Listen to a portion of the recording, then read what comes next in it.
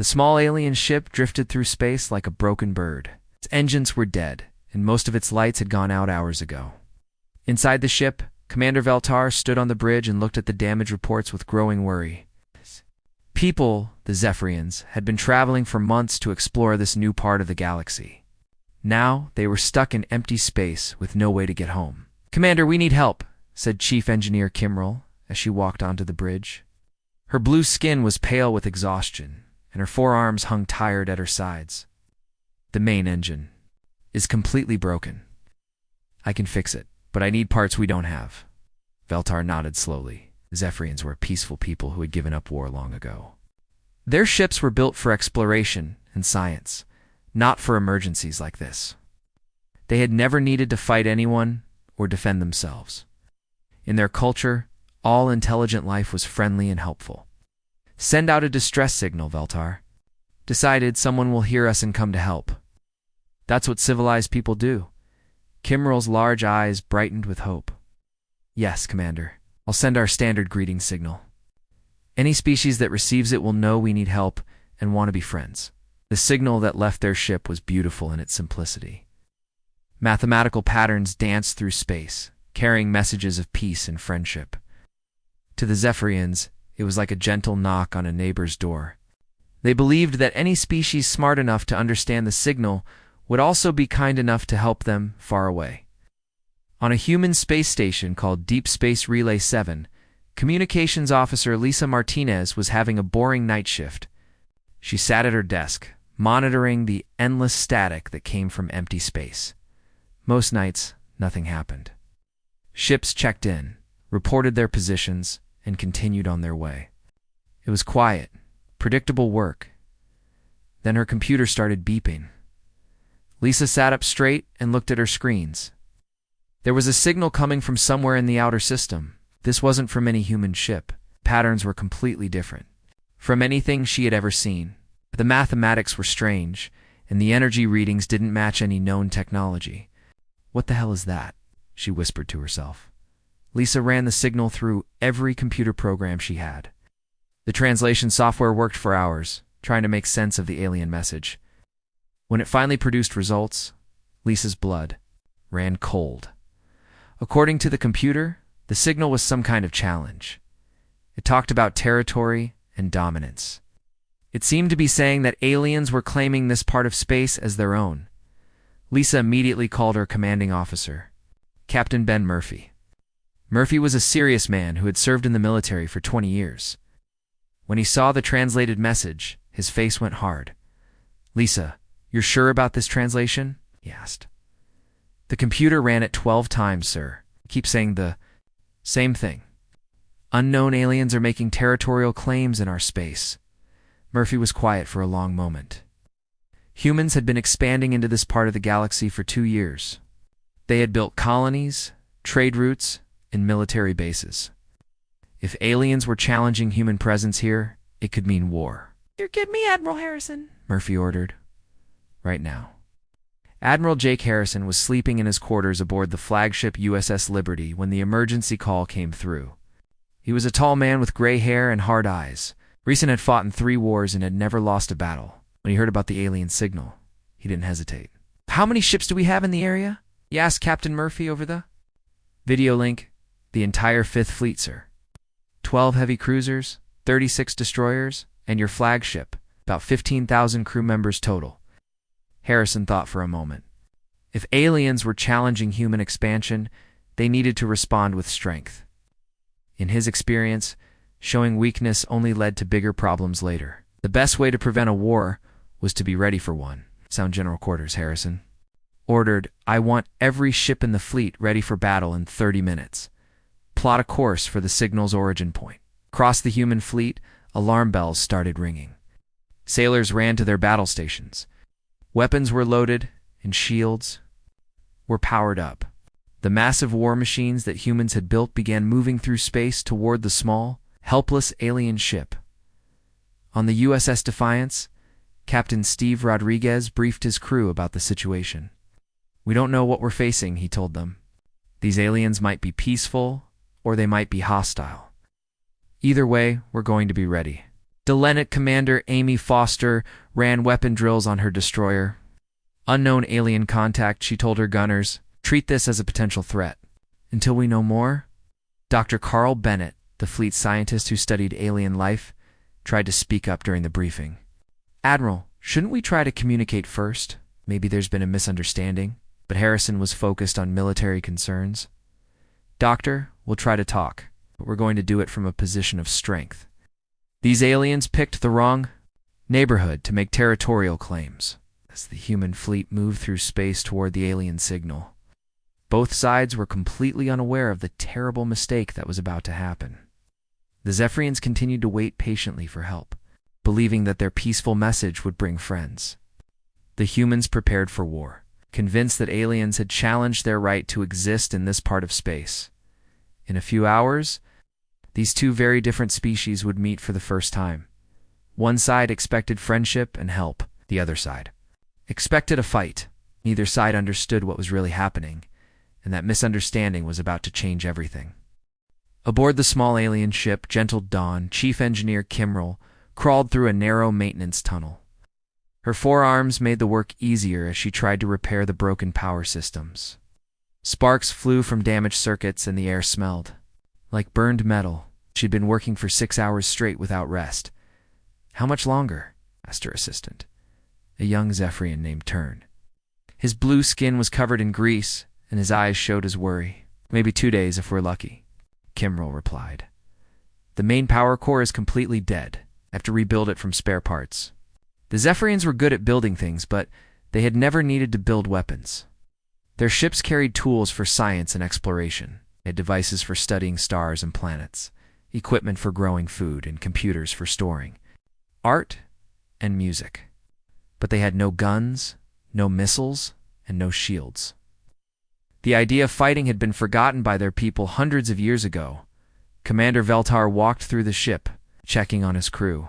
There were only 50 Zephyrians aboard, and they were all scientists, engineers, or artists. They had come to this part of space to learn about new worlds and maybe meet other peaceful species. Now they were trapped and helpless. Sir, still. No answer to our distress signal, reported Communications Officer Nalara. She was young and had never been away from home before this mission. I've been sending it every hour like you ordered. Veltar tried to hide his growing fear. In all of Zephyrian history, no distress call had ever gone unanswered. When someone needed help, others came to give it. That was the most basic rule of civilized life. 8.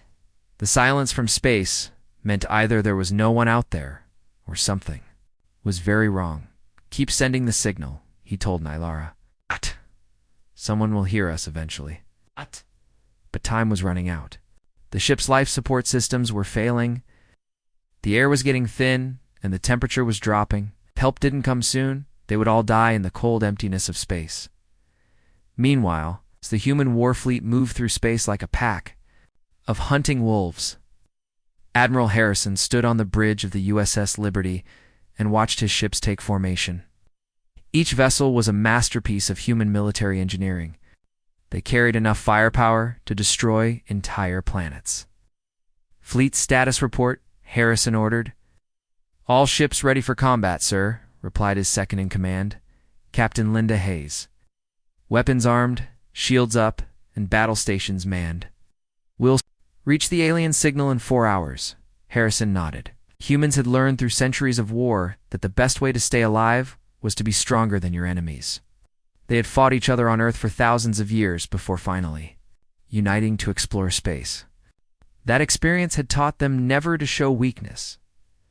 On the heavy cruiser USS Defiance, Captain Steve Rodriguez gathered his senior officers for a final briefing.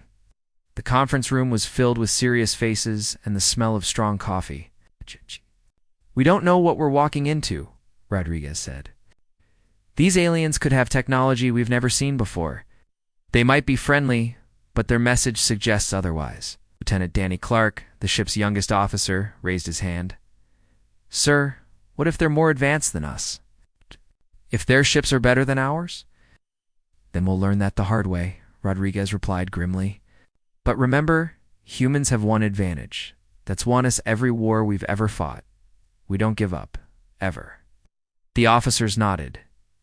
They had all heard stories about human determination, how human soldiers had fought impossible battles and won through sheer stubbornness, how human scientists had solved problems that seemed unsolvable, how human explorers had survived in places that should have killed them. Dr. Carl Bennett sat in his laboratory aboard the USS Liberty, preparing for humanity's first contact with alien life. He was excited but also worried. As the fleet's expert on alien biology, he knew how important this moment could be. But he also knew that the military was in charge, not him. Bennett tried once more to speak with Admiral Harrison. Found the Admiral in his ready room, studying tactical reports. "Admiral, I really think we should try peaceful contact first," Bennett said. "This could be a historic moment for both species." Harrison looked up from his papers. "Doctor, I appreciate your concerns, but my job is to protect human lives and human territory. If these aliens want peace, they can surrender when they see our fleet. But what if there's been a translation error? What if they're not actually threatening us? Then they'll have a chance to explain themselves. But they'll do it while looking at the guns of the entire Fifth Fleet." Lieutenant Commander Amy Foster ran combat drills on her destroyer USS Ranger. Her crew practiced loading weapons and targeting enemy ships. They had trained for this moment their entire careers, but none of them had ever fought aliens before. Remember, Foster told her weapons team, "We don't know what their ships can do. Stay alert and be ready for anything." The safety of the entire human race might depend on what happens in the next few hours. Communications officer Lisa Martinez worked frantically to improve the translation software. She had a terrible feeling that something was wrong with the original message. The alien signals seemed mathematical and peaceful to be a real threat. But every time she ran the translation, she got the same aggressive-sounding result. She whispered to her computer. "What are you really trying to tell us?" As the human fleet drew closer to the alien ship, both sides prepared for contact in completely different ways. The Zephyrians waited hopefully for rescue, still believing that whoever found them would be friendly. They spent their time sharing stories and art, trying to stay calm while their ships slowly died around them. The humans prepared for battle. They checked their weapons one last time and reviewed their battle plans. Each ship knew exactly what to do when the fighting started. They were ready to face whatever waited for them in the darkness, but neither side understood what was really about to happen. In just a few hours, a peaceful alien science mission would come face to face with the most powerful military force that humanity had ever assembled. The meeting would test everything both species believed about war, peace, and what it meant. To be civilized in a dangerous universe, the countdown to first contact had begun, and no one could stop what was coming next. The moment came without warning. 1 second, the Zephyrian ship Gentle Dawn was alone in empty space. The next second, it was surrounded by the largest war fleet in human history. Commander Veltar was helping repair a broken air filter when his ship's sensors started screaming alarms. He ran to the bridge as fast as his legs could carry him. What he saw on the main screen made his blood freeze in his veins. 40-8. Human warships had appeared around his tiny vessel like hungry sharks circling wounded prey. Each ship was 10 times bigger than the Gentle Dawn. Their hulls were black metal covered with weapon ports and sensor arrays. The largest ship, the USS Liberty, was so massive that it blocked out the stars behind it. "Great spirits protect us," whispered Communications Officer Nylara. Her hands shook as she stared at the sensor readings. "Commander, there are enough weapons pointed at us to destroy 100 ships like ours." Chief Engineer Kim Rell stumbled onto the bridge, her forearms covered in grease and burns from her repair work. When she saw the human fleet, her knees went weak. "What kind of monsters are these?" she asked in a tiny voice. Veltar tried to stay calm, but inside he was more terrified than he had ever been in his life. The Zephyrians had imagined meeting other species many times. They had dreamed of peaceful contact, sharing knowledge and art with new friends. They had never imagined this nightmare of massive warships and overwhelming military power. On the bridge of the USS Liberty, Admiral Harrison studied the small alien vessel through his tactical displays. The ship looked primitive and defenseless. It had no visible weapons, no shields that his sensors could detect. It seemed impossible that something so small could threaten human space. "That's it?" asked Captain Linda Hayes, standing beside the Admiral. "That tiny thing sent the territorial challenge." "Appearances can be deceiving," Harrison replied. "Maybe they're more advanced than they look. Maybe this is just a scout ship, and their main fleet is hiding somewhere." Dr. Carl Bennett stood at a science station, scanning the alien vessel with every sensor the fleet had.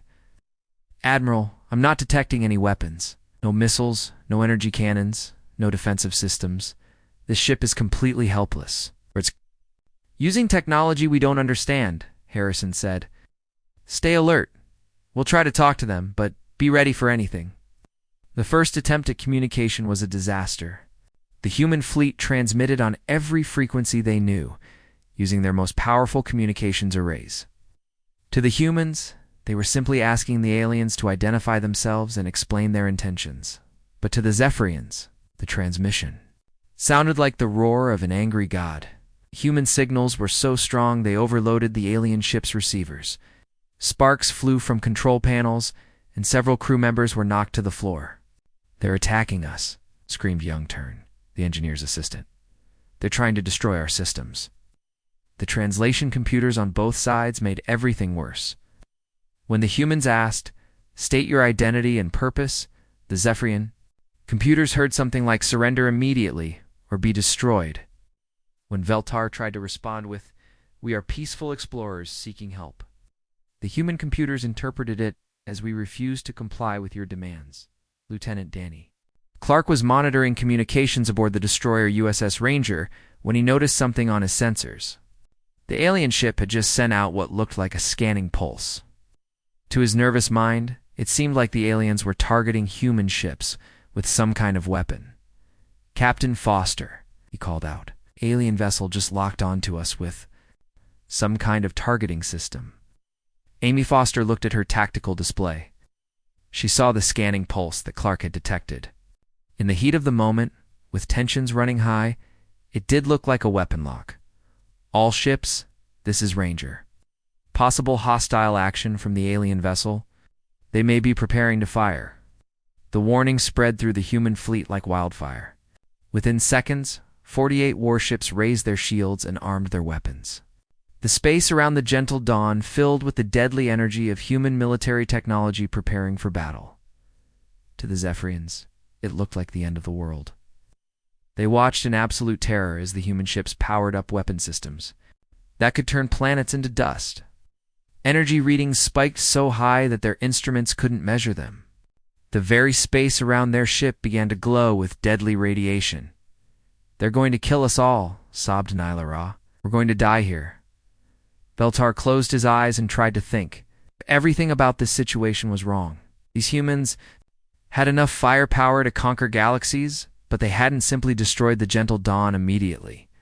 They were trying to communicate, even though neither side understood the other. Maybe, just maybe, they weren't the monsters they appeared to be. "Send them our cultural database," Veltar ordered suddenly. "Everything we have about our people, our history, our art. Maybe if they understand who we are, they won't hurt us." "Sir." "That's against protocol," Kimrel said. "We're supposed to make peaceful contact first, then share information slowly." "Look around," Veltar replied, pointing at the wall of human warships. "Does this look like a normal first contact situation?" The Zephyrian ship transmitted everything they had about their civilization: music, poetry, scientific discoveries, historical records, and thousands of images showing their peaceful way of life. It was a desperate gamble, but Veltar hoped that any species capable of building such incredible ships might also be capable of understanding and mercy. On the human side, Dr. Bennett was the first to notice the new transmission. Unlike the earlier communications attempts, this one was different. It contained massive amounts of data about art, culture, and science. As he began to decode it, his eyes widened with amazement. Admiral Bennett called out urgently, "You need to see this. The aliens are sending us their entire cultural database. This isn't the behavior of a hostile species preparing for war." Marl Harrison was focused on the immediate tactical situation. His ships were ready for battle, and he was watching for any sign of alien aggression. "Doctor, we'll study their culture after we make sure they're not a threat." The two fleets faced each other in the darkness of space. One side had overwhelming military power but was confused by mixed signals. The other side had no weapons at all, but was paralyzed by fear. Both sides wanted to avoid a fight, but neither knew how to step back from the edge of disaster. The next few minutes would determine whether humanity's first contact with alien life would end in friendship or tragedy. Everything depended on someone being brave enough to take the first step toward understanding. Admiral Harrison made a decision that would change everything. Instead of attacking the alien ship, he chose to show the Zephyrians exactly what human military power could do. It was a tactic that had worked many times in human history. Show your strength first, then your enemy might surrender without a fight. All ships, this is Admiral Harrison, he announced over the fleet communications. We're going to demonstrate our capabilities. Target the asteroid field at coordinates 77 Alpha. Fire on my command. Captain Steve Rodriguez understood immediately. From the bridge of the USS Defiance, he watched as his weapons officer selected targets among the floating space rocks. Smart move, Admiral, he said quietly. Show them what we can do without actually hurting anyone. The asteroid field was about 10 miles away from the alien ship. It contained hundreds of rocks, some as small as cars, and others as big as office buildings. To the humans, it was a perfect shooting range. They could display their firepower without threatening the aliens directly. Lieutenant Commander Amy Foster coordinated the attack from her destroyer. All weapons lock onto designated targets. We're going to turn those rocks into dust. Make it clean and precise. On the Zephyrian ship, Commander Veltar watched his sensors with growing horror. The human fleet was turning their massive weapons toward a nearby group of asteroids. He had no idea what they were planning, but it couldn't be good. Now, what are they doing? Asked Chief Engineer Kimrell. Her forearms were shaking as she stared at the tactical display. I don't know, Veltar replied. But we're about to find out. Admiral Harrison's voice echoed across the human fleet. All ships fire. What happened next was beyond anything the Zephyrians could have imagined. 48 human warships opened fire at the same time. Energy beams, plasma cannons, and missile salvos lit up the darkness of space like the birth of a new star. The weapons fire was so bright that the Gentle Dawn's cameras automatically shut down to protect themselves. The asteroids didn't just explode. They were completely destroyed, turned into clouds of glowing dust in seconds. Rocks that had existed for millions of years simply vanished under the overwhelming power of human weapons. The largest asteroid, which had been the size of a small mountain, was gone in the blink of an eye. The demonstration lasted only 30 seconds. But those 30 seconds showed the Zephyrians something that would haunt their dreams forever. That humans had casually erased matter from existence with the kind of precision that suggested they did this sort of thing regularly. Impossible, whispered Nylara, the communications officer. Act. Nothing could have that much power. It's against the laws of physics. Kimrell, who had studied engineering her whole life, felt her mind struggling to understand what she had just witnessed. The energy required to do that would take our entire civilization a year to generate that much power. And they did it in seconds. But the worst part wasn't the raw power. It was the precision. Every shot had hit exactly where it was aimed. The humans hadn't just destroyed the asteroids randomly. They had carved them up with surgical accuracy, turning specific rocks into dust while leaving others untouched. It was the work of a species that had mastered the art of controlled destruction. Young Turn started crying. We're all going to die, he sobbed. They're going to do that to us next. Commander Veltar felt the same fear, but he forced himself to think clearly. Humans could have destroyed the Gentle Dawn 100 times over by now. If they wanted to kill the Zephyrians, why waste time with demonstrations? Maybe there was still hope. Dr. Carl Bennett was working frantically in his laboratory aboard the USS Liberty. While the fleet showed its military might, he was trying to decode the cultural information that the aliens had sent. What he found amazed him. The alien database was full of art, music, and scientific discoveries. There were pictures of beautiful cities with gardens and fountains. There were recordings of alien music that sounded like nothing humans had ever heard. There were mathematical proofs and scientific theories that could advance human knowledge by decades. "This is incredible," Bennett said to himself as he studied the alien art. "These aren't warriors. They're explorers, just like our early scientists." Bennett ran to the bridge, carrying a portable computer loaded with alien cultural data. "Admiral, you have to see this. These aliens aren't hostile. Look at their art, their music, their cities. They're a peaceful species." Admiral Harrison glanced at the computer screen, but his attention was focused on the tactical situation. "Doctor, their culture is interesting, but we need to deal with the immediate threat first." "But that's what I'm trying to tell you," Bennett insisted. "There is no threat. Look at this." He showed Harrison images of Zephyrian cities with no walls, no military bases, no weapons factories. This is a civilization that gave up war centuries ago. Communications officer Lisa Martinez had been working on the translation problem throughout the demonstration. Suddenly, her computer made a breakthrough. The new algorithms were finally starting to understand the basic structure of the Zephyrian language. "Admiral," she called out excitedly, "I think I've figured out part of their language." That original signal wasn't a territorial challenge. It was a distress call. Harrison turned to face her. "Are you sure?" "Pretty sure, sir. The mathematical patterns match universal distress signals that we use ourselves." "For help, not making threats." Dr. Bennett seized the moment. "Admiral, let me try to communicate with them using scientific principles instead of military protocols. Mathematics is universal. They're really scientists like their database suggests. They'll understand."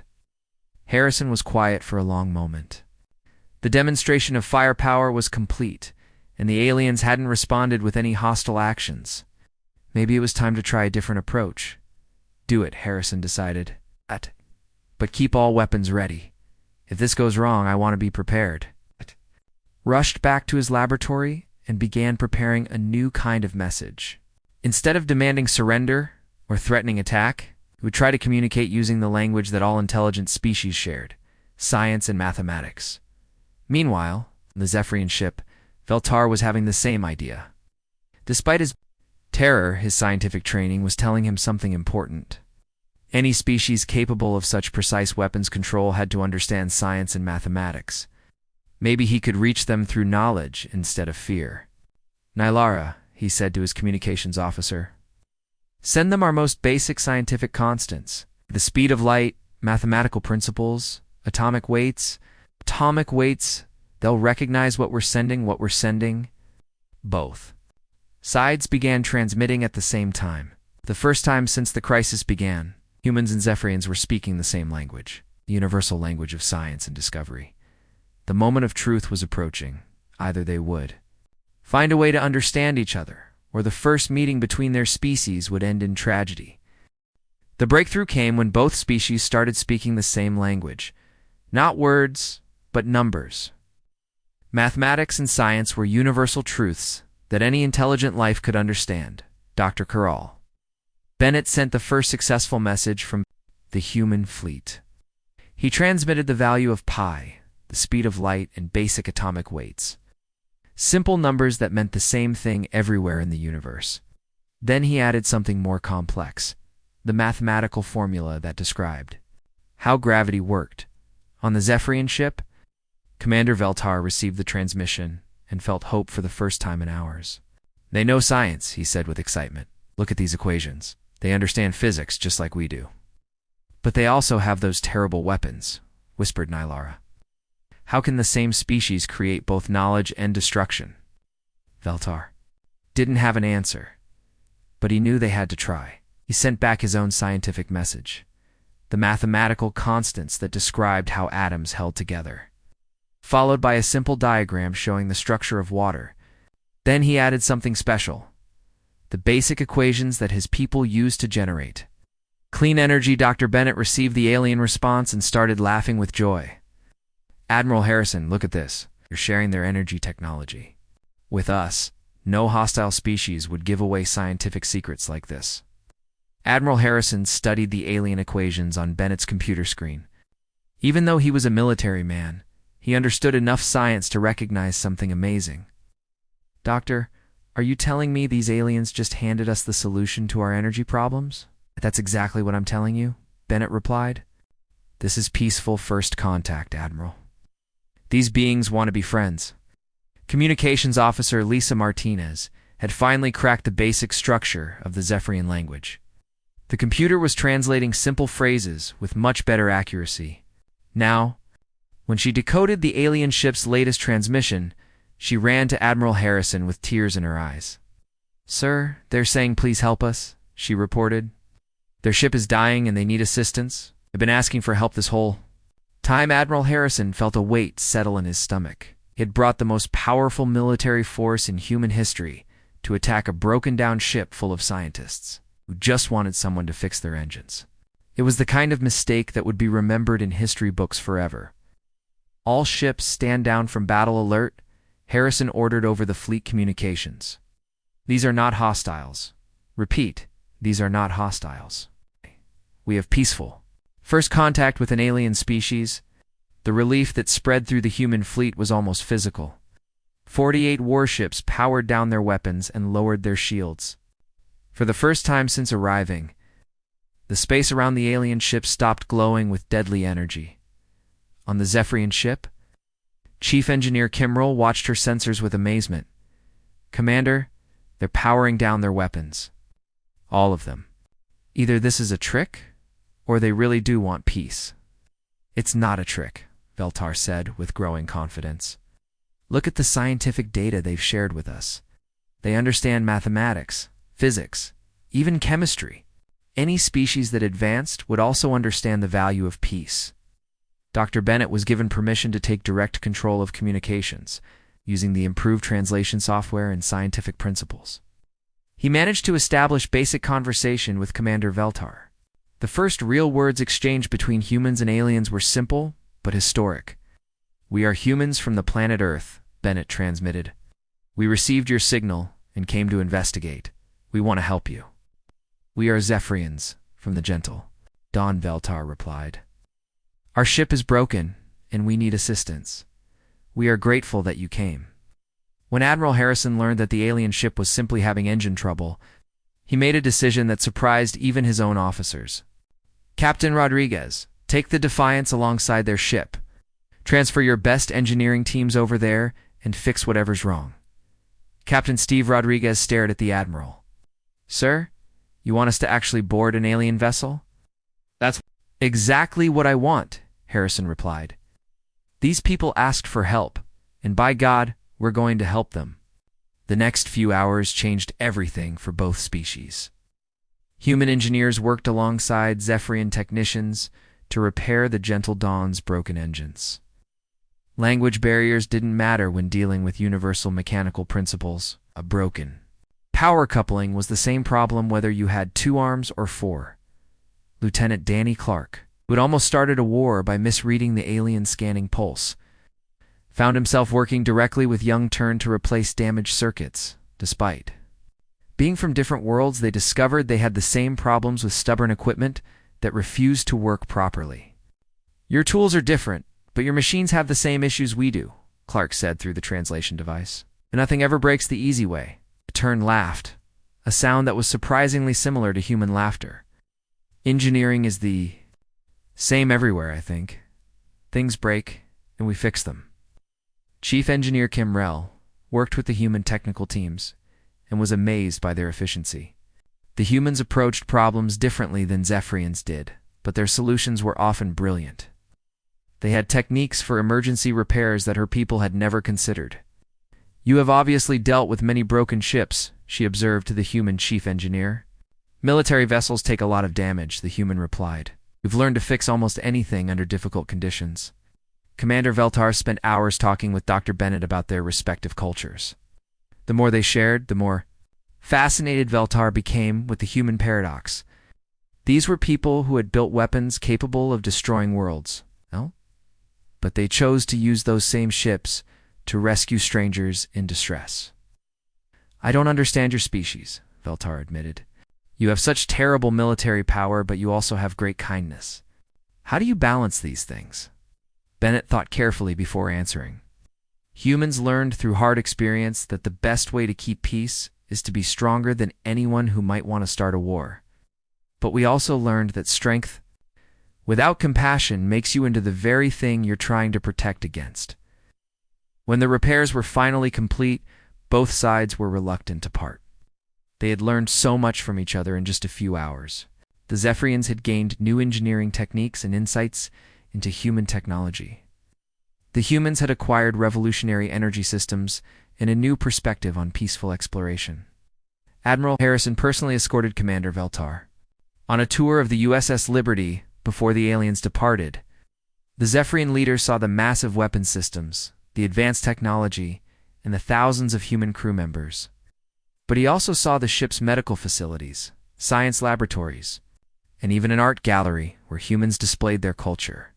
Your ships are built for war, Veltar observed, but they also carry everything needed for peace. That's the human way, Harrison replied. We prepare for the worst, but we hope for the best. Today we got the best. When the gentle dawn finally departed, both species had been changed forever. The Zephyrians returned home with stories of the remarkable humans who could deploy overwhelming force across interstellar distances, but who chose mercy when they discovered their mistake. They would tell their people about a species that combined incredible military might with scientific curiosity and moral restraint. The humans filed reports that would reshape their first contact protocols forever. They had learned that not every signal from space was a threat, and that sometimes the most important thing a military could do was choose not to fight. Admiral Harrison's final report summarized the encounter in simple words. Today we met our first alien species. We almost made enemies of natural friends, but in the end, we made the right choice. The galaxy just became a much more interesting place. In the vast emptiness of space, two very different species had found common ground. The humans had demonstrated that their greatest strength wasn't their weapons, but their ability to choose when not to use them. And that choice had opened the door to a friendship that would last among the stars.